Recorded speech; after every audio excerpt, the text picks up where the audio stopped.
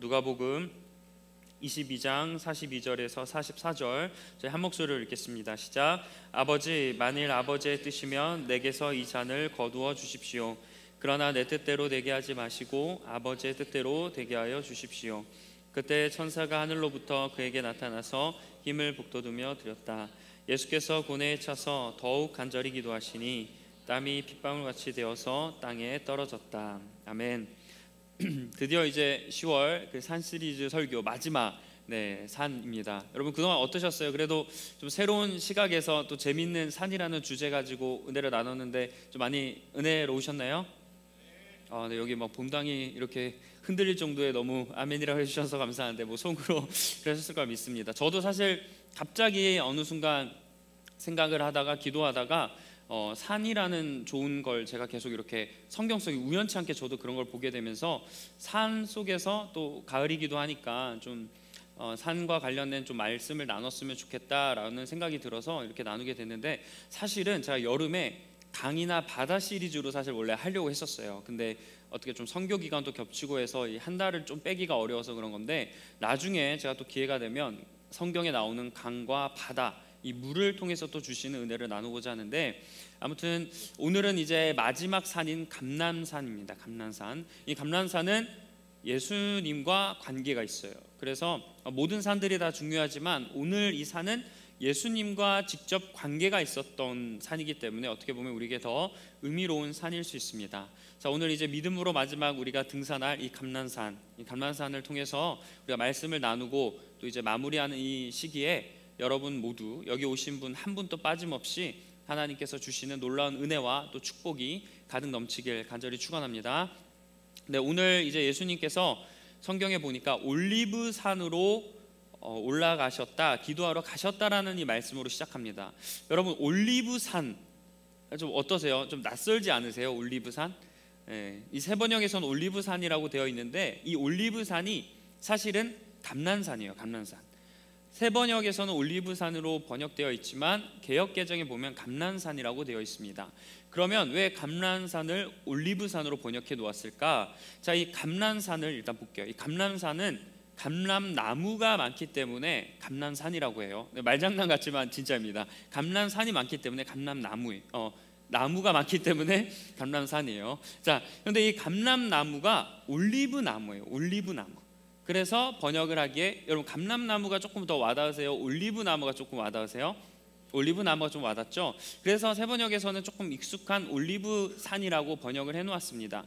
하지만 개역개정은 감람산. 어떻게 보면 교회에 다니는 우리들에게서는 감람산, 이게 좀 예수님의 고난과 연결되어 있어서 감람산이 올리브산보다 조금 익숙하실 거예요. 자, 그리고 이 오늘 사건이 여러 복음서에서 등장하는데 그 중에 마태복음에서도 동일하게 기록되어 있거든요. 오늘 본문은 누가복음이지만 마태복음의 동일한 사건을 보면 거기서는 장소를 어떻게 표현하냐면 겟셋마네라고 합니다. 겟셋마네. 여러분 겟셋마네는 들어보셨죠? 이게 고난과 관련돼 있어서 아마 어떤 분들은 감람산보다 겟셋마네라는 단어가 더 친숙한 분들이 계실 거예요.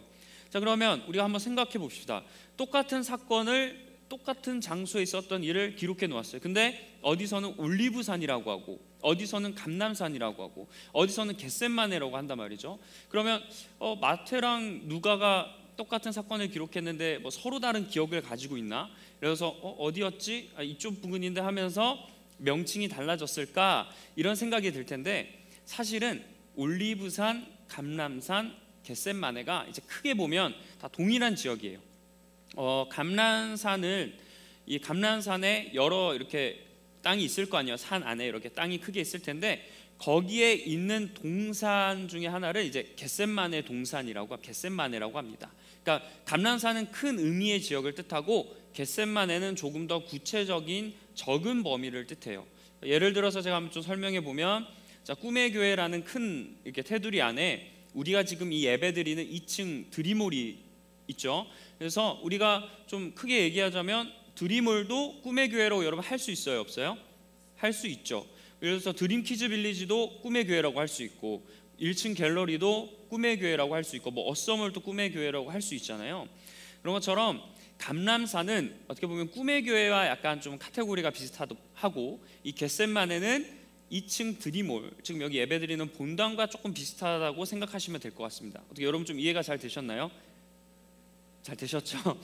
저는 이렇게 예화를 들으면서 이게 생각을 하면서 저 스스로도 내가 예화 좀 잘 들었다 생각하는데, 여러분 동의하시죠, 그렇죠? 그래서 이러한 부분이에요. 그래서 성경을 보실 때 감람산, 올리브산, 그다음에 겟세마네가 나오면 다른 장소라고 생각하지 마시고 큰 범위의 같은 장소다라고 이해하시면 됩니다. 근데 저는 오늘 이 올리브산이라는 것보다 감람산이라는 단어를 사용해서 말씀을 이어나가 보도록 하겠습니다. 자, 예수님께서 감람산에 가셨어요. 근데 제자들과 함께 있었는데 제자들이 예수님께서 가시니까 같이 따라갑니다.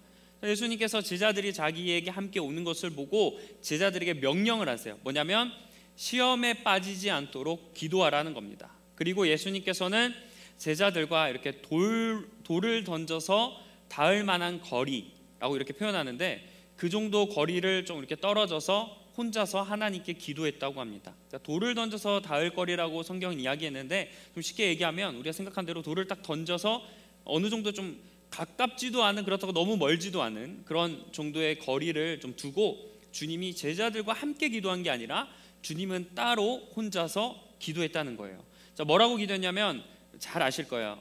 아버지, 만약 이 아버지의 그 뜻이라면 이 잔을 내게서 옮겨달라고 해요. 그리고 그러나 내 뜻대로 하지 마시고 하나님의 뜻대로, 아버지 뜻대로 되게 하여 주옵소서라고 주님이 기도하십니다. 자, 이렇게 아버지, 만약 아버지의 뜻이거든 이렇게 막 하나님께서 예수님께서 기도하고 있을 때 하늘에서 천사가 나타났다고요. 그래서 기도하는 주님을 도와주었다고 성경은 이야기합니다.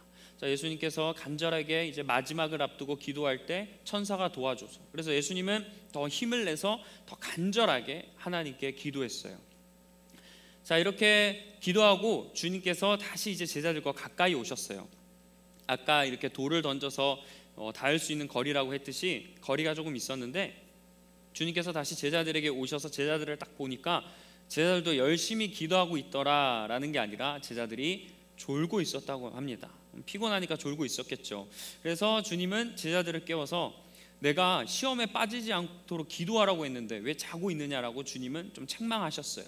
그런 일이 있고 난 다음에 유다가 주님을 팔려고 다가왔고, 그리고 주님은 결국 대제사장 손에 이끌려 잡혀가시는 말씀으로 이제 예수님의 마지막 모습이 쭉 흘러갑니다. 자, 여러분, 오늘 지금 예수님께서 제자들과 함께 있다가 혼자 기도하신 그 산이 바로 감람산. 오늘 이 감람산을 통해서 우리는 기도에 대해 알 수 있어요. 특별히 주님께서 하신 기도, 예수님께서 직접 주기도문이 아니라 주님이 하나님께 직접 입으로 고백하신 내용이 오늘 담겨져 있잖아요. 그래서 우리는 주님의 기도를 통해서 기도를 어떻게 해야 하는가, 나아가서 신앙생활을 어떻게 해야 하는가, 이것에 대해서 좀 말씀을 우리가 나누려고 합니다. 자, 예수님께서 기도하신 내용을 한번 쭉 볼게요. 처음에 아버지의 뜻이거든 이 잔을 내게서 옮겨달라고 했어요. 여기서 이 잔은 하나님께서 뭐를 마실 걸 주셔서 잔을 받은 다음에 다시 이렇게 돌려든 그런 개념이 아니라, 주님이 말하는 여기서 이 잔은 예수님께서 사람들을 구원하기 위해서 십자가에서 죽으셔야 하는 그 사명을 말합니다. 그러니까 이 잔을 옮겨달라는 건 내가 십자가에서 죽어야 하는 그걸 나에게서 없애달라고 주님이 말씀하시는 거예요. 여기서 주님의 인간적인 모습을 알 수 있습니다. 여러분, 당연히 죽음 앞에 누가 겸허하고 당당하게 그 죽음을 받아들일 수 있겠습니까? 죽음을 생각하면 두렵고 무섭고 좀 주님 입장에서는 또 내가 잘못하거나 내가 죽을 죄를 지은 게 아닌데 억울하실 수도 있고, 인간이라면 여러 가지 다양한 감정이 들잖아요. 주님도 마찬가지셨어요. 이 죽음을 받아들이기가 사실 힘드신 겁니다. 그래서 이 잔을 옮겨달라고 해요. 하지만 우리가 주님의 기도에 본받아야 될 점이 있습니다. 이 잔을 내게서 옮겨달라 하신 이후에 주님의 말씀을 봐야 돼요. 주님께서 뭐라고 말씀하셨냐면 내 뜻대로가 아니라 아버지 뜻, 하나님 뜻대로 되게 하여 주세요라고 이야기합니다. 자, 여기 이 말씀, 주님의 이 말씀에서 오늘 나눌 첫 번째 은혜가 담겨져 있습니다. 그게 뭐냐면 내 뜻이 아닌 하나님 뜻을 구해야 한다는 거예요. 자, 우리 한번 따라해 보겠습니다. 내 뜻이 아닌 하나님 뜻대로. 네, 이게 바로 오늘 말씀에서 이야기하는 첫 번째 은혜입니다. 자, 사실 우리는 돌이켜보면 내 뜻을 위해서 기도할 때가 많이 있습니다. 예를 들어서 하나님, 내가 이러한 일을 하고 있는데 일이 내 계획대로 잘 진행되게 해달라고, 또 내가 원하는 대로 진행되게 해달라고 하나님께 기도를 해요. 또 나의 미래와 또 내가 해야 될 것들, 그리고 뭐 나와 관련된 사람들이고 그 교회 사역들과 뭐 교회 여러 가지 신앙과 관련된 모든 것을 우리가 기도하는데 거의 내 뜻을 구할 때가 많이 있습니다. 그런데 주님께서는 내 뜻이 아니라 하나님 뜻을 구하셨어요. 여기에 포인트가 있는 거예요. 만약에 우리가 주님이었다면 저도 이 말씀을 준비하면서 한번 내가 예수님이었으면 어땠을까 한번 좀 생각을 해보았습니다. 그런데 내가 과연 주님이었을 때, 지금 주님이 처음으로 고백한 거잖아요. 근데 제가 처음에는 나도 흔들리지 않았을까? 당연히 내가 내 죄가 아니라 다른 사람의 죄 때문에 내가 죽으라고 하면 내가 할 수 있을까 고민을 해봤습니다. 그래서 이러한 고백을 할 수도 있었겠다라고 좀 두려웠던 게 뭐냐면, 하나님, 이 잔을 내게서 옮겨달라고 저는 기도했을 수도 있을 것 같아요. 왜냐하면 물론 내가 하나님 믿고 나도 하나님 사랑해요. 그러나 우리는 아직 연약하고 부족하니까 주님, 나보다 더 믿음이 좋은 사람, 나보다 이것을 더 잘할 수 있는 그런 신앙이 있는 사람에게 이 잔을 옮겨달라고 기도할지도 몰라요. 이처럼 우리가 주님 입장에서 생각해 보면 내 뜻대로가 아니고 하나님 뜻대로 이렇게 할 수 있는 기도가 쉬운 게 아닙니다. 우리였으면 하나님 그렇지만 제발 이번만큼은 이 잔은 내게서 옮겨달라고, 내가 다른 거 다 하고 다른 거 순종할 테니까 이 잔만큼은 나에게서 벗어나게 해주세요라고 기도할지도 몰라요. 그러나 주님은 확실하셨습니다. 내 뜻은 이렇지만 하나님 뜻대로 되게 하여 주옵소서. 여러분, 우리가 보통 내 뜻이 아니라 하나님 뜻대로 살아야 된다고 우리가 한다면 하나님 뜻에만 우리가 집중합니다. 그런데 사실 우리가 하나님 뜻대로 살기 위해서 선행되어야 될 게 있어요. 내 뜻을 버려야 된다는 겁니다. 말장난 같지만 우리가 하나님 뜻대로 살기 위해서 내 뜻을 버려야 되는 게 선행되어야 해요. 자, 우리가 하나님 뜻대로 살아야 한다는 거 알고 있어요. 그리고 하나님 뜻대로 살고 싶어 해요. 하지만 우리가 무너지는 이유가 무엇입니까? 하나님 뜻을 몰라서 무너지세요? 아니죠. 우리 하나님 뜻을 알고 있습니다. 근데 무너지는 이유가 뭐예요? 아직 내 안에 내 자아와 내 뜻이 남아있기 때문에 우리가 무너지는 것 아닙니까? 그럼 하나님의 뜻 잘 아실 거예요. 하나님의 말씀 잘 아시고 하나님이 원하시는 것 잘 아실 겁니다. 그러나 우리가 왜 계속 실패하는가? 왜 하나님 뜻대로 살지 못하는가? 내 뜻대로 사는 그 마음이 아직도 우리에게 있기 때문이라는 겁니다. 그래서 주님은 그냥 하나님 뜻대로만 이야기하지 않았어요. 왜 앞에 저는 내 뜻이라는 단어를 굳이 붙이셨을까 묵상하면서 이렇게 좀 고민해봤거든요. 그냥 바로 하나님 뜻대로 해주세요 라고 기도해도 되잖아요. 근데 왜 주님은 굳이 앞에 내 뜻이 아니라라는 말을 쓰셨을까? 내 뜻을 버리는 거예요. 주님은 그 하나님 뜻을 위해서 내 뜻을 버리기 위해서 나 스스로도 고민했을 거고, 주님은 하나님께 또 그렇게 고백하는 겁니다. 내가 내 뜻을 버리겠다고. 그러니까 주님이 그 비결을 아셨던 거죠. 자, 우리가 그 구약 성경에 그 요나 예언자들 여러분 아실 거예요. 하나님께서 요나에게 니느웨로 가라고 하셨는데, 요나는 그 다시스로 갑니다. 그 큰 물고기에 삼켜진 그 요나가 니느웨로 가라고 하는 하나님 말씀을 거역해서 다시스, 스페인 다른 곳으로 가요. 그럼 왜 요나가 하나님 말씀에 거역했을까? 상식적으로 말이 안 되죠. 예언자는 하나님 뜻대로 해야 되는데 그 예언자가 왜 하나님 말씀을 거역했을까? 자, 사실 하나님이 니느웨로 가라고 했는데 이 니느웨는 요나의 조국, 그 북이스라엘을 괴롭히는 아수르라는 나라의 수도예요. 지금 요나가 하나님을 거역한 이유가 우리 조국을 괴롭히는 그 원수 나라를 하나님이 사랑하시는 거, 그들에게 구원을 베풀려고 하시는 그 하나님의 의도가 자기가 납득이 되지 않은 겁니다. 그래서 하나님이 니느웨로 가라고 했는데 요나는 다른 곳으로 갔어요.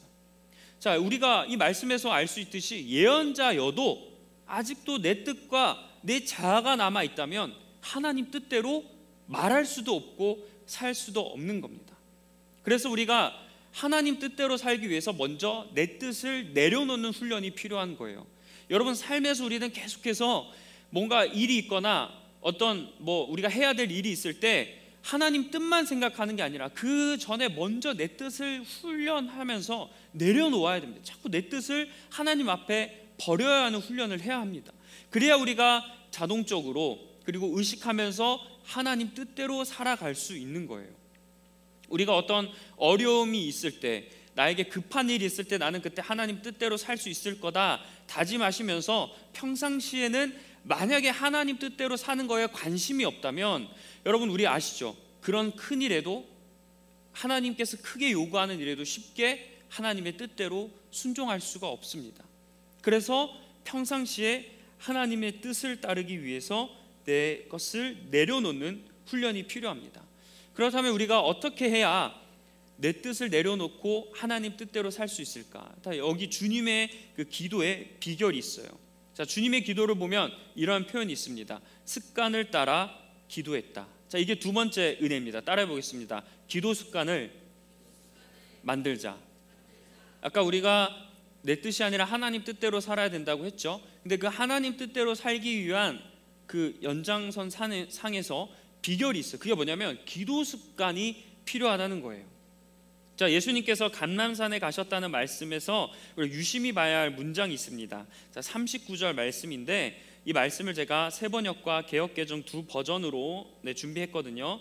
자, 먼저 새번역에 보면 예수께서 나가시어 늘 하시던 대로 올리브 산으로 가시니라고 합니다. 자, 늘 하시던 대로 기억해 주시고, 자, 개역개정 보니까 예수께서 나가서 습관을 따라 감람산에 가시매라고 해요. 자, 올리브산, 감람산은 같은 산이라고 했죠. 그러면 조금 차이가 있지만 새번역에서 늘 하시던 대로, 개역개정에서는 습관을 따라라고 합니다. 그러니까 이 문장을 통해서 종합해 보면 예수님께서는 늘 하시던 습관이 있었다는 거예요. 그게 뭐냐면 감람산에 가셨다는 겁니다. 습관, 감람산에 뭔가 가시는 습관이 있었어요. 자, 그러면 이렇게 늘 하시던 대로 습관을 따라 감람산에 가셨던 이유가 무엇일까? 그 뒤에 나오는 내용을 보면 우리가 유추할 수 있죠. 왜 습관을 따라 꼭 감람산에 가셔야만 했나? 자, 그 내용을 보면 답이 이렇게 나와 있습니다. 기도. 주님께서 기도하시기 위해서 그렇게 감람산에 가셨어요. 근데 지금 오늘 본문에서의 주님의 상황은 십자가 고난을 앞둔 상황입니다. 그러니까 멘탈이나 뭐 여러 가지로 주님은 불안하시고 좀 좋지 않으셨어요. 주님께서도 내 뜻이 아니라 하나님 뜻대로, 그리고 이 잔을 내게서 옮겨주세요 할 정도면 주님이 얼마나 지금 감정적으로 그리고 신앙적으로도 그렇고 좀 불안하고 두려운 상태인가를 알 수 있죠. 이런 상태에서 우리는 보통 막 오히려 다 포기하고 싶고 내려놓고 싶은데, 주님은 이런 상황에서도 습관을 따라 늘 하시던 대로 기도했다는 거예요. 정말 대단하시지 않습니까? 우리가 보통 보면 그 운동선수들이나 특히 그 예전에 수영 그 펠프스인가, 그 미국의 수영 레전드라고 하는 사람이 자기는 몇 년 동안 5년 동안 수영을 쉰 적이 없대요. 그러니까 수영하는 습관이 있던 거예요. 그 5년 동안 쉬지 않았다는 말이 대단한데, 그 쉬지 않았다는 건 비가 오나 눈이 오나 뭐 자기가 어떤 일이 있거나 그 상황에 관계없이 항상 그 훈련을 했다는 거예요. 주님도 마찬가지입니다. 내가 어떠한 상황이 있든지 습관을 따라서 기도했다는 거예요. 심지어 죽음을 앞두고 죽음에 대해서 이야기하는 그 순간마저도 주님은 습관대로 기도하셨다.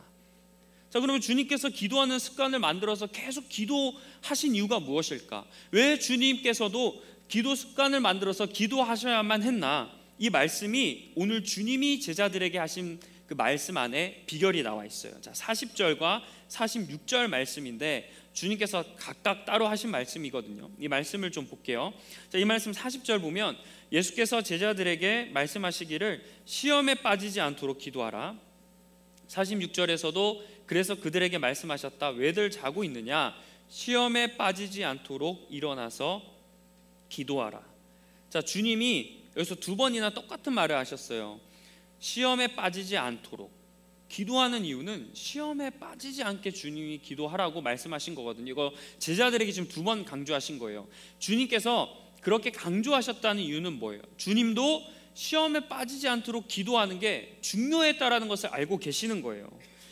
오병이어 여러분 기적 아시죠? 그 오병이어 기적을 보면 하나님께서 이렇게 예수님께 능력을 어쨌든 주셨으니까 주님께서 그걸 가지고 여러 기적을 베푸셨습니다. 근데 예수님께서 오병이어 기적을 베푸신 다음에 사람들의 반응이 있을 거 아니에요. 사람들이 주님을 왕으로 모시려고 합니다. 주님을 참된 스승 이런 차원이 아니라 약간 세상 나라 그럼 임금 왕처럼 왕으로 모시려고 해요. 주님이 그걸 느꼈어요. 그걸 주님이 아셨어요. 자, 그러면 우리가 만약에 인간적으로 내가 기적을 베풀어서 사람들이 막 환호한다, 기분은 좋겠죠. 그리고 내가 스스로 대단하다 생각하지 않겠습니까? 요거 잘못하면은 자칫 이렇게 유혹에 빠지기 쉬운 지금 상황이에요. 자, 그러면 예수님께서 이런 상황 가운데 어떻게 행동하셨냐? 주님의 행동을 한번 볼 필요가 있어요. 주님이 어떻게 하셨냐면 사람들을 피해 혼자서 산속으로 가셨다라고 합니다. 주님께서 막 인기를 누리신 게 아니에요. 이렇게 사람들이 예수님 막 이렇게 막 할 때 이렇게 막 그걸 느끼신 게 아니라 그 모습을 보면서 주님이 사람들을 피해서 산으로 도망가셨다. 왜? 산에서 기도하셨다고 해요. 여러분, 왜 주님이 그 산에서 피해서 기도하셨을까요? 주님은 생각하지 않으셨겠어요? 하나님, 내가 이러한 상황 가운데 내가 흔들리지 않게 해달라거나, 이 모든 건 하나님께서 하셨다거나, 하나님 내가 이런 것에 흔들려 내 사명 잊지 않게 해주세요, 여러 가지 겸손을 위한 기도나 감사에 위한 기도나 이런 기도들을 하셨을 거예요. 그러니까 주님이 일부러 그 사람들을 피해 가신 건 그것에 내가 요동치면 안 되겠다라는 마음이 있으셨다는 겁니다. 그래서 그걸 가지고 산에 가서 혼자서 기도하셨어요. 자, 오늘 본문도 마찬가지입니다. 자, 오늘 본문에서 주님은 제자들과 떨어져 혼자 기도하셨어요. 아까 돌닿을 거리라고 했죠. 41절 보면 그들과 헤어져서 돌을 던져서 닿을 그런 거리에 가서 무릎을 꿇고 이렇게 기도하였다라고 말씀합니다. 여기서 그들과 헤어져서라는 단어가 있어요. 자, 그들이 바로 제자들입니다. 앞서 오병이어에서도 사람들을 피해 주님께서 산으로 혼자 가서 기도하신 것처럼 오늘 이 말씀에서도 주님이 제자들과 떨어져서 기도하셨다는 거예요. 자, 여기서 알 수 있는 주님의 기도의 특징이 하나 있습니다. 그게 혼자서 조용하게, 때로는 고독하게 기도하셨다는 겁니다. 능력이 많으시고 거룩하신 주님도 시험에 빠지지 않도록 기도하셨어요. 근데 혼자서 조용하게 사람들을 피해 기도하셨다는 겁니다. 우리가 당연히 주님이시라면 어떻게 유혹에 빠지지 않을 거다, 하나님의 아들인데 어떻게 시험에 빠지시겠느냐, 당연히 주님한테는 시험거리도 없고 시험 앞에서 전혀 두려워하시지도 않을 거라 생각하지만 오늘 말씀에 보면요, 주님은 시험에 빠지지 않기 위해서 혼자서 조용하게 하나님만 이렇게 바라볼 수 있는 기도를 하셨다는 거예요. 왜 그랬을까요? 당연히 시험에 빠지지 않게 기도하기 위해서, 그리고 내 뜻이 아니라 하나님 뜻대로 하기 위해서 주님은 혼자서 조용하게 기도하셨습니다.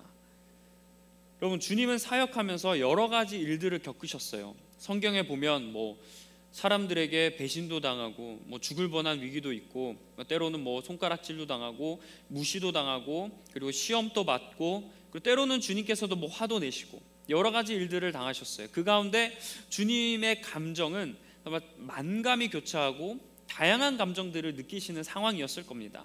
우리가 사역할 때 주님이니까 당연히 주님은 그런 상황 가운데서 강철 체력이다, 이렇게 해서 강철 멘탈이다, 이렇게 해서 흔들리지 않으실 것 같지만 오늘 말씀에 보면 주님도 우리와 같은 인간이고 감정을 느끼셨어요. 이런 주님이 그런 감정을 느끼셨을 때 어떻게 해결했는지를 지금 말씀하잖아요. 주님은 이러한 상황 가운데서 동일하게 우리와 같은 것들을 느끼셨지만 이런 시험에서 이겨내기 위해서 자신을 컨트롤하고 내가 해야 되는 그 사명을 잊지 않고 자기가 변하지 않을 수 있도록 주님은 이렇게 습관적으로 기도했다는 겁니다. 그것도 혼자서 기도하는 장소를 마련하셨습니다. 그래서 우리가 주님께서 뛰어난 기적을 베푸시고 정말 훌륭한 인품을 가지시고 끝까지 어떤 유혹과 시험에서도 소명을 잃지 않았던 그 비결이 바로 습관적인 기도, 혼자서 하는 기도에 있었음을 알길 간절히 소망합니다. 주님이 오늘 말씀에서 습관적으로 계속 기도하셨어요. 혼자 감람산에 가서 기도하시고 매일마다 기도하시고, 또 어떤 말씀에 보면 주님께서 낮에는 성전에서 가르치시고 밤에는 감람산에 가셨다라고 해요. 그러니까 감람산은 주님께서 자주 가셨던 곳입니다. 그래서 또 그 밤에 감람산을 가신 이유가 거기서 쉬시기 위해서 가셨다라고도 이야기하는데, 어쨌든 오늘 말씀에 보면 주님이 기도하셨어요.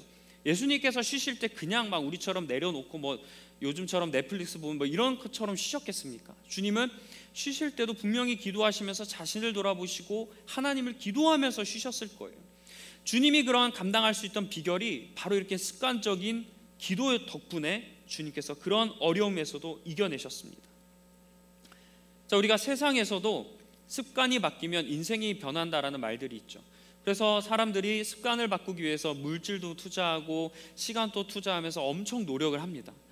하물며 세상적인 그런 습관을 만들어도 그게 뭐 변화가 돼도 인생이 달라진다고 하는데, 주님께 기도하는 습관은 우리에게 더 큰 놀라운 변화를 주지 않겠습니까, 여러분?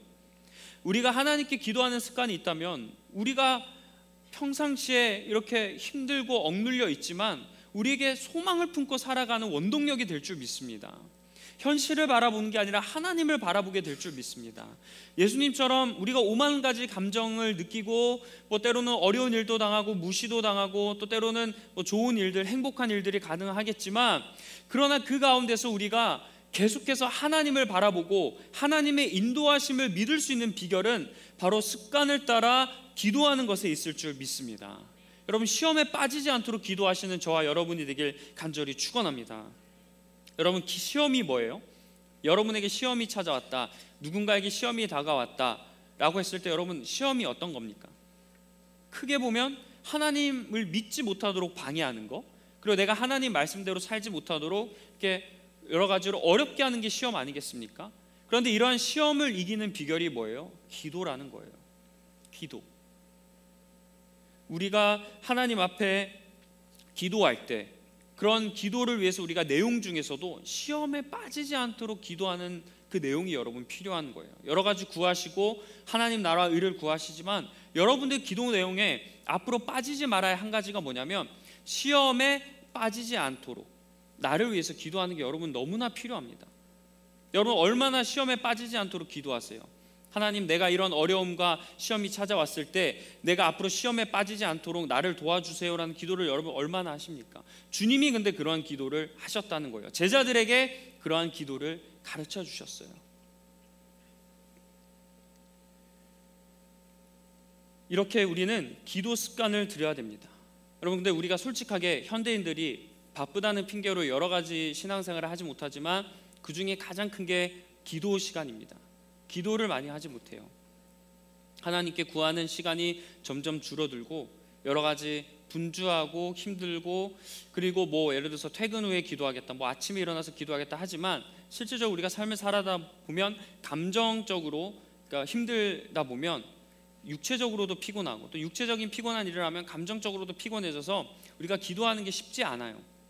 그럼에도 불구하고 우리가 기도하는 그런 습관을 들여야 한다는 겁니다. 사실 우리가 우리의 삶을 쭉 돌아본다면 기도하는 시간들, 기도할 수 있는 순간들은 사실 많을 거예요. 그러나 우리가 꼭 뭔가 거창하게 해야 된다라고 생각하는 그런 것 때문에 기도를 하지 못하는데, 여러분 뭐 예를 들어서 출근하는 길이나 잠깐 쉴 때 우리가 뭐 SNS나 뭐 유튜브를 보거나 다른 책을 읽거나 이런 시간에 잠깐 5분이라도 10분이라도 기도할 수 있는 겁니다. 우리가 이렇게 기도 습관을 매일 5분 10분 중요한 거예요. 어떤 뭐 예배 자리에 와서 1시간 기도하는 것 너무나 훌륭하고 중요한 일이지만 우리가 그것보다 더 선행돼야 될 게 뭐냐면, 일단 매일의 삶 가운데 기도하는 습관을 단 5분이라도 여러분 가지셔야 한다는 겁니다. 그래야 시험에 빠지지 않을 수 있다는 거예요. 그래야 주 뜻대로 살아갈 수 있다는 겁니다. 그 비결은 여러분, 우리는 좀 너무나 쉽게 하나님 뜻대로 살겠다라고 고백하는 것 같아요. 고백이 너무나 대단하고 중요합니다. 근데 우리는 이 고백을 너무나 쉽게 얘기해요. 매일의 기도 습관이 없고 하나님 바라보지 않는데 나는 하나님 뜻대로 살겠다라는 그런 고백을 우리가 너무나 편안하고 부담감을 느끼지 않고 그런 고백을 합니다. 그러나 기도는 습관이 되어야 돼요. 기도하고 싶을 때, 내가 해결해야 하는 문제가 있을 때 나는 기도하겠다라는 마음을 먹기보다 내 일생의 그런 삶 가운데 모든 순간마다 그리고 그래서 우리가 식기도도 마찬가지예요. 식기도도 단순히 잘 먹고 이렇게 하는 것도 중요하지만 이 음식을 주신 분이 누구고 내가 이 음식을 먹고 어떻게 살아가는 그런 걸 다 고민하는 겁니다. 그리고 이렇게 기도는 습관이 되어야 되는 거예요. 그리고 우리가 한 단계 더 나아가서 의도적으로 해야 될 게 있습니다. 그거는 분주한 우리의 삶 가운데 사람들과 떨어지는 시간을 마련해야 된다는 거예요. 여러분, 기도는 계속해야 된다라는 거라 했어요. 호흡과 같은 겁니다.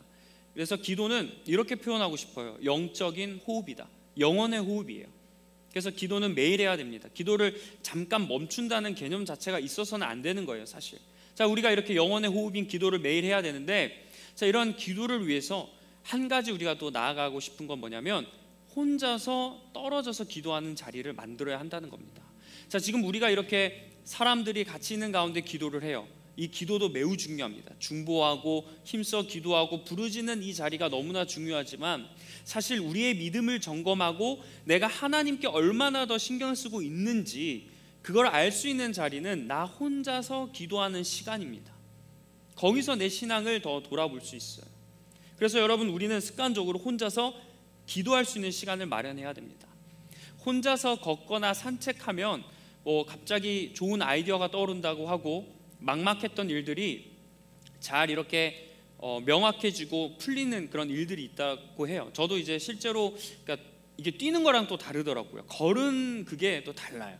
그래서 걸으면서 저도 좀 그랬던 경험들, 저는 생각하지 않으려고 걸었는데 뭔가 고민했던 것들이 갑자기 생각나더니 이런 해결책이 떠오르고 이런 생각들이 갑자기 확 떠오르게 하는 경우가 있어요. 그래서 이 비결을 아는 세상 사람들은 일부러 주기적으로 혼자서 걷는 시간을 마련하는 분들도 계시더라고 하더라고요. 근데 그리스도인들에게 이렇게 조용하게 혼자서 걷는 시간과 같은 게 뭐냐면 그게 바로 혼자서 기도하는 시간인 줄 믿습니다. 혼자서 산책하며 걸으면서 여러 가지 아이디어가 떠오르듯이 여러분들이 혼자서 기도할 때 그동안 여러분이 듣지 못했던 하나님의 음성을 듣게 될 줄 믿습니다. 여러분, 막막했던 게 걸으면서 아이디어가 명확해지고 또 내가 해야 될 것들, 이런 것들이 떠오르는 것처럼 여러분이 그동안 잊고 지냈던 하나님의 말씀이 혼자 기도하는 가운데 생각나게 될 줄 믿습니다. 그리고 혼자 기도하는 가운데 여러분 돌아보게 되면서 여러분의 죄를 알아보게 될 거예요. 그리고 걷다 보면 누군가 생각나고 누군가 이렇게 연락하고 싶은 이런 마음이 들거든요. 마찬가지예요. 여러분이 혼자서 기도할 때 갑자기 내가 잘 대하지 못했던 사람이나 내가 왜 이땐 이렇게 했지, 그런 나의 부족했던 상황들이 떠오르면서 다음에는 이렇게 하지 말아야겠다, 내가 더 신앙적으로 더 성숙해야겠다, 이런 생각을 하게 됩니다. 우리가 이렇게 기도해야 된다는 건 알아요. 그런데 우리가 기도하지 못하는 그런 건요, 우리가 기도라는 그 단어 자체는 알지만 기도하기 위한 시간, 이 시간에 대해서는 우리가 크게 생각하지 않기 때문이에요. 여러분, 우린 기도해야 된다, 나 기도할 거야, 나에게 기도가 필요해 얘기하시죠. 그러면 여러분, 제가 한번 질문 드려볼게요. 그럼 여러분 그 다음에 나는 언제 몇 시 그런 상황에 기도해야 되겠다 구체적으로 이야기하십니까? 우린 구체적으로 얘기하지 않아요. 그러다 보니까 여러분, 우리가 매일 기도할 수 없는 거예요. 주님은 밤에서 감람산에 쉬셨다 하고 어려운 시험이 왔을 때 혼자 밤에 산에 가셨어요. 이런 것처럼 여러분, 우리도 그런 기도하는 습관을 만들기 위해서 기도 시간에 우리가 민감해야 됩니다. 나는 이 시간에 매일매일 단 5분이라도 기도할 거야. 나는 이 시간만큼은 내가 다른 거 다 제쳐놓고 하나님 혼자 바라보고 하나님만 생각하는 시간, 그리고 사람들과 있는 시간에서 벗어나서 나 혼자 고독하지만 주님께 기도하는 시간을 마련할 거야. 이렇게 구체적으로 여러분 시간을 정하셔야 돼요. 그렇지 않으면 우리가 평생 기도할 수가 없습니다. 나 기도해야 돼. 언제 기도하실 건데요? 여러분, 시간에 우리가 민감해야 됩니다. 기도하는 기쁨을 누리는 것처럼 여러분이 기도하는 시간을 확보하고 내가 그 시간에 하나님께 기도했다는 그 기쁨도 동시에 누리시길 간절히 축원합니다. 여러분, 이렇게 우리가 기도 시간도 확보하고 기도하면 우리가 지치고 어렵고 힘든 내 영혼에 주님께서 채워주시는 그런 경험을 하게 될 줄 믿습니다. 이런 기도를 하게 되면 내 뜻이 아니라 주 뜻대로 살아갈 수밖에 없어요. 주님이 역사하시기 때문에. 매일매일 주님을 생각하는 사람은 뇌의 그런 모든 생각과 행동과 기준이 바뀌는 거예요. 주님이 역사하시기 때문입니다. 마지막으로 우리가 기억해야 될 게 있습니다. 기도할 때 그냥 가볍게 기도하지 말라는 거예요. 자, 오늘 주님께서 기도하신 모습을 한번 볼게요. 44절 말씀인데 개역개정으로 보겠습니다. 자, 예수님께서 힘쓰고 애써 더욱 간절히 기도하시니 땀이 땅에 떨어지는 빗방울 같이 되더라. 자, 여기 제가 글씨 표시해 놓은 거 보시면 뭐예요? 땀이 땅에 떨어지는 빗방울 같이 되었다. 여러분, 주님이 기도하시는 모습을 지금 그려놓은 건데, 주님께서 기도하실 때 그냥 하나님 아버지 이렇게 하는 게 아니라 간절하게 막 애를 쓰고 뭐 어디 때리시면서 막 기도하실 수도 있고, 막 가슴을 치거나 막 엎드려서 눈물을 흘리며 간절하게 기도했다는 거예요. 근데 그렇게 기도하시다 보니까 주님이 땀이 나셨어요. 여러분, 기도하면서 땀 흘리시는 분 계시죠? 주님과 같은 기도의 모습이에요. 더워서 땀 흘리는 것도 있겠지만 간절하게 막 하면 약간 그런 느낌이 들어요. 뭐 제가 이단은 아니에요. 저 사이비 아니고, 막 진짜 뜨겁게 기도하면 막 내 오장 육부나 이런 모든 것들이 막 뜨거워지고 기도하는 그런 느낌이 들어요. 막 온몸에서 에너지가 날 때가 있거든요. 그러다 보면 땀이 확 나요. 저도 여러분과 찬양 후에 이제 기도하고 나면 항상 땀이 뒤에 이렇게 납니다. 전 등에 좀 땀이 많아서 등에 땀이 많이 나요. 근데 주님께서도 이러셨을 거예요. 땀이 핏방울처럼 뚝뚝뚝뚝 떨어졌다는 거예요. 얼마나 간절하게 기도하셨다는 겁니까? 근데 여러분, 우리들의 기도도 이렇게 간절해야 된다는 거예요. 하나님 뜻대로 살기 위한 기도가 이렇게 간절해야 된다는 겁니다. 근데 우리는 너무 하나님 뜻대로 살고 싶다고 하면서 너무 기도를 편안하게 해요. 그냥 가볍게 기도할 때가 있고, 집중하지 않고 기도할 때가 있어서 기도하다가도 이런저런 생각이 들 때가 있고, 그리고 아예 의도적으로 기도 시간을 피할 때도 있고, 기도하면서도 여러 가지 그런 내 마음의 소원들을 솔직하게 고백해야 되는데 솔직하게 내 감정을 드러내서 기도하지도 않고, 그냥 주문을 외우듯이 몇 마디만 툭툭 던지고 그 다음 계속 기도하지 않는 모습들이 있습니다. 그런데 우리가 이 기도의 자세부터 다시 가져야 한다는 거예요. 간절하게, 처절하게, 내 기도하면서 내 땀이 정말 핏방울처럼 뚝뚝뚝뚝 떨어지듯 여러분 그렇게 간절하게 기도해야 된다는 거예요. 기도하는 것도 대단합니다. 그러나 기도하는 그 자세도 너무 중요해요. 여러분, 이렇게 오늘 말씀을 우리가 배웠습니다. 그럴 때 우리 한 가지 더 기억했으면 좋겠어요. 여러분, 이렇게 기도할 때, 예수님께서 기도할 때 그 이후의 말씀을 보면 천사가 나타나서 주님을 도왔다고 했어요. 여러분이 그렇게 간절하게 기도하시면 천사가 여러분을 도와줄 줄 믿습니다. 내가 기도할 때 나의 그런 기도 말고 누군가 나에게 좀 도와주시고, 누군가 나에게 위로해 주시고, 누군가 나에게 말씀하시는 그런 느낌이 들 거예요. 그게 여러분 성령님이 역사하시는 거고 천사들이 여러분을 도와주는 겁니다. 이런 놀라운 경험을 하는 저와 여러분들에게 간절히 축원합니다. 이제 말씀을 맺습니다. 예수님은 감난산에서 습관을 따라 기도하셨어요. 여러분의 감난산을 정하시기 바랍니다. 내가 습관을 따라 기도할 그 시간을 마련하는 감난산과 같은 여러분의 장소를 마련하시길 바라요. 어떤 분들은 집이 되실 수도 있고, 어떤 분들은 뭐 여러분이 살아가는 직장이나 일터나 학교가 되실 수도 있고, 어떤 분들은 교회가 되실 수도 있어요. 교회를 매일 나와야 되긴 하겠지만, 그러나 습관을 따라서 기도할 수 있는 장소를 여러분 꼭 만드셔야 돼요. 그리고 기도하실 때 이런 예배의 자리나 기도의 자리를 통해서 기도하는 것도 중요하지만, 이런 자리가 없이도 매일매일 나 혼자서 고독하게 기도하는 시간을 여러분 꼭 만드시길 축원합니다. 하나님과 혼자서 기도하면서 그렇게 하나님의 소리에만 집중할 수 있는 시간을 만드셔야 돼요. 그리고 여러분 간절하게 기도하셔야 됩니다. 여러분 또 땀을 흘리고 눈물을 흘리며 간절하게 하나님께 부르짖으셔야 돼요. 그렇게 해야 우리가 내 뜻이 아니라 하나님 뜻대로 살아갈 수가 있는 겁니다. 자, 오늘날 우리가 모두 살아가기 힘든 시대라고 하고 주님을 믿기 힘든 시대라고 하지만, 우리가 이러한 기도를 통해 천국을 소망하고 주님의 은혜를 맛보며 살아가는 우리 리버스 청년부가 되길 주님의 이름으로 간절히 축원합니다. 기도하겠습니다. 하나님, 오늘은 주님의 기도의 모습을 통해서, 특별히 감람산을 통해서 우리의 기도에 대해서 돌아보았습니다. 하나님, 우리가 그동안 기도할 때 습관을 따라 기도하지 못했고, 어떤 자리가 있어야, 어떤 시간이 되어야, 누군가 나를 이끌어줘야 기도했다면, 오늘 이 말씀을 기억하면서 나도 습관적으로 기도할 수 있는 나의 감난산과 같은 곳을 정할 수 있는 우리 리버스 청년부가 되게 하여 주옵소서. 그리고 그곳에서 간절하게 기도하게 하시고 하나님만을 바라보는 기도가 되게 하여 주시고, 세상에서 혼자 있을 때 고독하는 것 같지만 그러나 주님과 함께하는 그 고독의 시간이 큰 은혜의 시간임을 믿고, 때로는 혼자 떨어져서 하나님과 조용히 기도하며 하나님의 음성을 듣고 하나님의 뜻과 계획을 물을 수 있는 우리 귀한 청년들 될 수 있도록 주님 우리의 기도를 들어 주옵소서. 모든 말씀 예수님의 이름으로 기도합니다. 아멘. 우리 다 함께 일어나셔서 찬양하며 결단하도록 하겠습니다.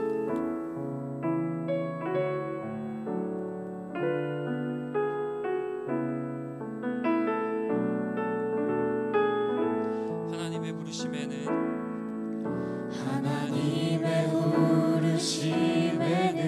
후회하심이 없네. 내가 이 자리에 선 것도 주의 부르심이라. 하나님의 부르심에는 결코 실수가 없네. 나를 부르신 하나님의 신실하심을 믿네. 작은 나를 부르신 뜻은 나는 알 수 없지만 오직 감사와 순종으로 주의 길을 가리라. 때론 내가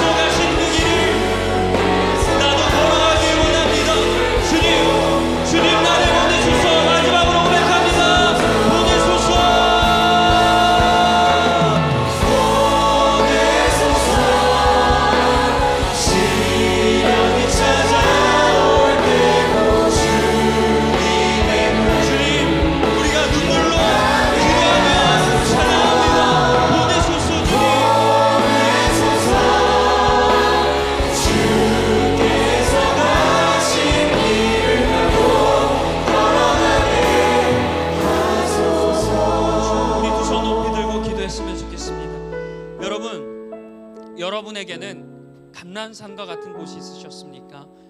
여러분이 습관을 따라 기도하는 그런 감람산이 여러분에게 있으셨습니까?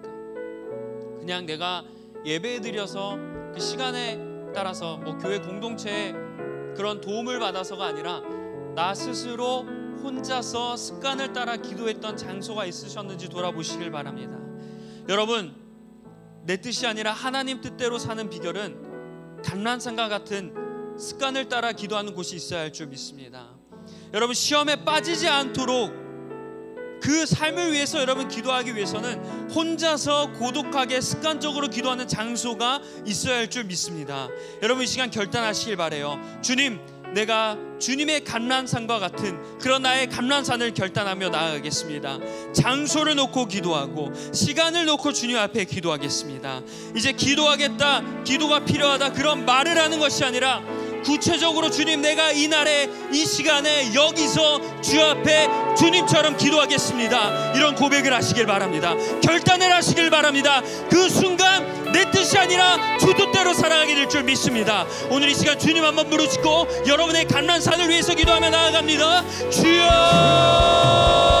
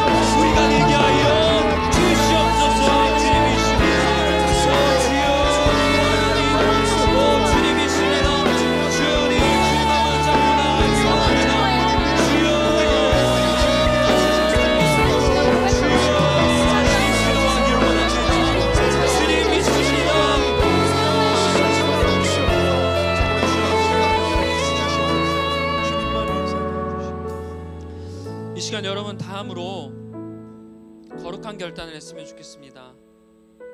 여러분 좀 힘드시고 여러 상황이 조금은 불편하더라도 여러분 11월 한 달간 아와 기도에 여러분 집중하셨으면 좋겠습니다. 누가 와서 가는 것이 아니라 동원이 되어서 우리가 움직이는 것이 아니라 그 어떤 상황과 여건 때문에 움직여서도 안 되고 그러고도 쉽지 않습니다. 여러분 마음이 움직이셨으면 좋겠어요. 여러분 믿음으로 움직이셨으면 좋겠습니다.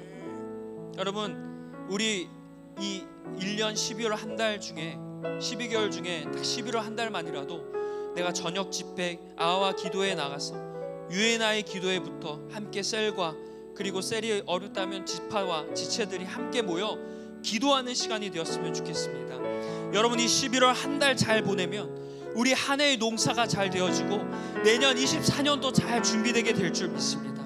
여러분 믿음으로 기도하시길 바라요. 저도 여러분 제 기도 제목 내려놓고 여러분 위해서 기도하겠습니다. 여러분 위해서 이 11월 한 달간 아와 기도에 나와 기도하는 주의 청년들에게 주님 세상과 다른 비결을 발견하게 해주시고, 거기 나와서 기도하는 그 스피커들이 그들의 삶을 보고 우리가 감탄하는 수준을 넘어서 나도 그렇게 세상의 주변 사람들에게, 가족들에게 증거하고 증언하고 간증할 수 있는 내가 되기를 여러분 기도하시길 바라요. 여러분 삶이 어떻게 기도하는 자들에게 역사하시는가 하나님의 능력을 바라보시는 귀한 한 달 되시길 축원합니다. 기도하시길 바라요. 상황 제쳐놓고 여러분의 마음으로, 여러분의 신앙으로 하나님만 바라보고 상황과 사람과 그런 어떤 동원과 같은 움직임이 아니라 하나님만 바라보고 십자가 바라보고 움직이시는 저와 여러분에게 간절히 축원합니다. 우리 시간 주님 한번 부르시고 11월 한 달간 내가 거룩하게 기도에 참여하겠습니다. 이 말씀 가지고 기도하며 나아갑니다. 주여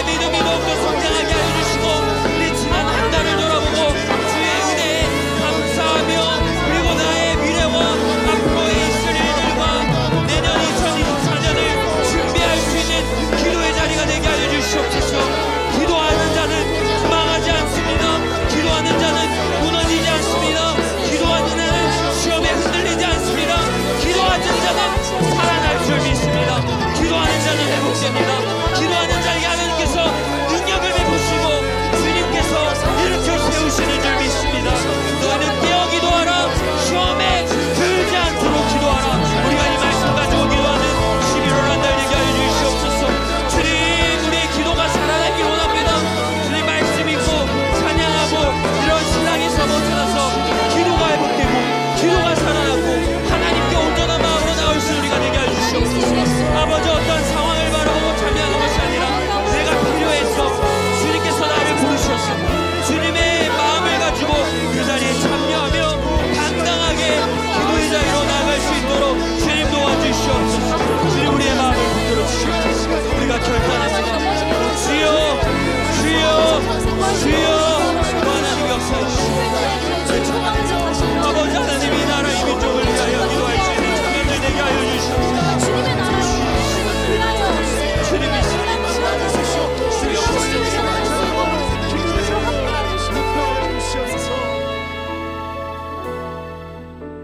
여러분, 이제 마지막으로 우리 공동체를 위해 기도했으면 좋겠습니다. 특별히 여러분 셀을 위해서 기도해 주시길 바라요. 귀한 셀 리더와 인턴들, 그들을 위해 중보해 주시고 또 셀원들 한 사람 한 사람을 위해서 기도해 주세요. 사실 여러분, 우리 알겠지만 인간적인 어떠한 조언도 잠깐의 달콤함이 될 수 있지만 영원한 그런 영향을 주진 못합니다. 우리가 말씀으로 그들을 위해서 노력하고 그들을 위해 기도할 때 그들의 삶이 변화될 줄 믿습니다.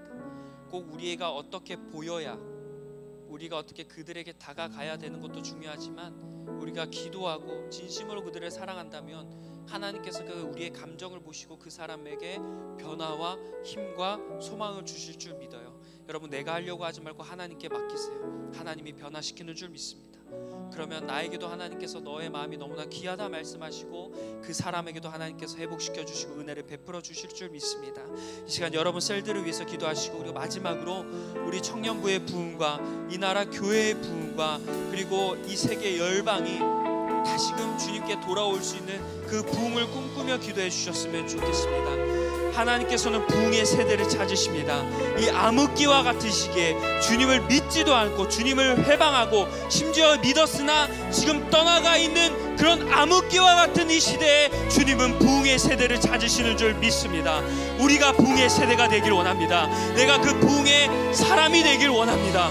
주님, 나를 사용하여 주시옵소서. 나를 보내시고 나를 사용하시고 나를 이끌어 주시옵소서. 우리 마음 가지고 주님 한번 부르시고 공동체와 부흥을 위해 기도하겠습니다. 주여,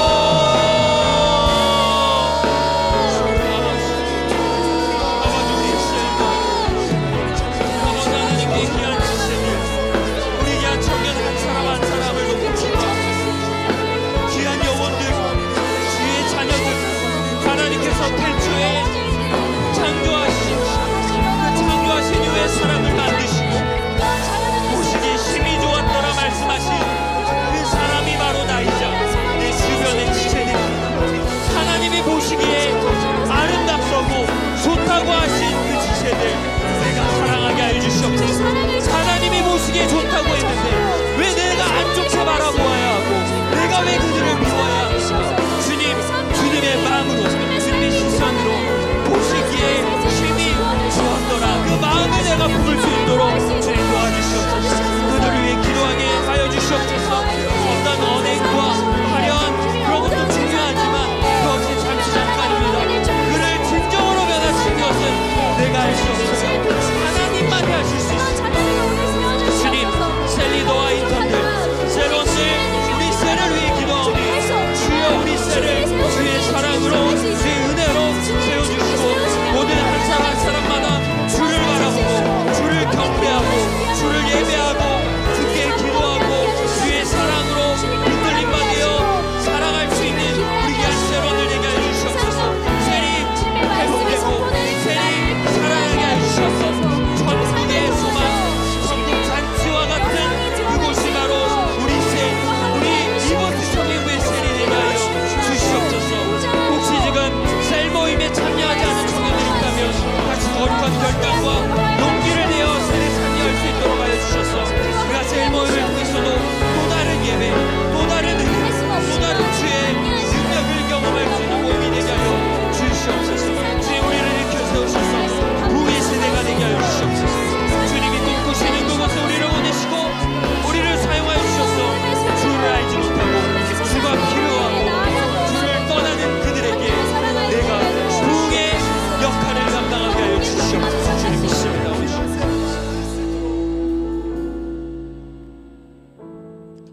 하나님, 우리가 10월 한 달 동안 여러 산들을 통해 우리가 메시지를 배웠습니다. 오늘은 그 마지막으로 주님과 관련된 감람산, 그곳을 통해 습관을 따라 기도하고 시험에 빠지지 않도록 기도하고 간절하고 처절하게 기도해야 된다는 것, 우리가 그것을 깨닫게 하시니 감사합니다. 우리의 기도가 이러한 기도가 되어야 할 줄 믿습니다. 그리고 무엇보다 내 뜻이 아니라 주 뜻대로 살아갈 수 있는 우리가 되게 하여 주시옵소서.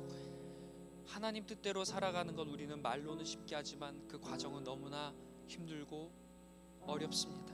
오죽하시면 주님께서도 이 잔을 내게서 옮겨달라고 고백하셨을까. 주님, 그러나 우리 한 사람 한 사람마다 주님께서 맡기신 잔이 있을 줄 믿습니다. 그게 소명이고 그게 내가 살아야 할 이유인 줄 믿습니다. 그 잔이 부담되더라도 이 잔을 내게서 옮겨달라는 말을 할지라도 그러나 내 뜻이 아니라 주 뜻대로 하게 하여 달라는 그런 믿음의 고백을 할 수 있는 우리가 되게 하여 주시옵소서. 내가 아니라 다른 사람을 보내는 그런 말이 아니라 하나님 나를 보내주옵소서. 작은 나를 통해서 일하시는 하나님의 뜻을 내가 알 수 없지만 하나님께서 주신 내가 이 잔을 내가 넘치도록 받았으니 내 뜻이 아니라 주 뜻대로 살아가겠노라고 결단하는 오늘 놀라운 시간 되게 하여 주시옵소서. 그리고 우리가 이 나라 민족과 세계 열방의 부흥을 꿈꿉니다. 교회가 술집으로 변화되고 믿었던 사람들이 교회를 떠나가고 여러 가지 음란과 마약과 또 때로는 윤리적이지 않는 부분들을 통해서 세계가 어지럽습니다. 하나님, 생각해 보면 이미 몇십 년 전부터 주님께는 경고하셨고 그러한 일들이 일어났지만 우리 믿는 사람들이 그것에 대한 경각심을 가지지 못하고 노력하지 못했습니다. 하나님, 이제는 더 심해지지 않도록, 그리고 심해지지 않도록 막는 차원이 아니라 변화될 수 있도록, 그것을 위해서 우리가 더욱더 이 나라 이 민족의 올바른 신앙과 부흥을 위해 기도하게 하여 주시옵소서. 그래서 우리가 변화돼서 이후 우리가 성장을 해서 이제 영향력을 바라는 그 나이가 되었을 때, 내가 있는 그곳에서 기성세대가 되었을 때, 우리가 그 기성세대에 대한 그런 여러 가지 감정이 있었고 안타까움과 뭔가 원하는 게 있었다면 그 모습을 우리가 기억하면서 변화되지 않고 말씀으로 주의 뜻대로 그 자리에서 하나하나 기도하며 다시금 변화하며 나아갈 수 있는 우리 리버스 청년부가 되게 하여 주옵소서. 물론 우리가 시간이 지나면 이곳에 함께 예배했던 것도 이제 잊혀지고 각자 나이가 들어 어른이 되면 또 세계 각지로 전국으로 흩어져 다른 곳에서 신앙생활 할지 모릅니다.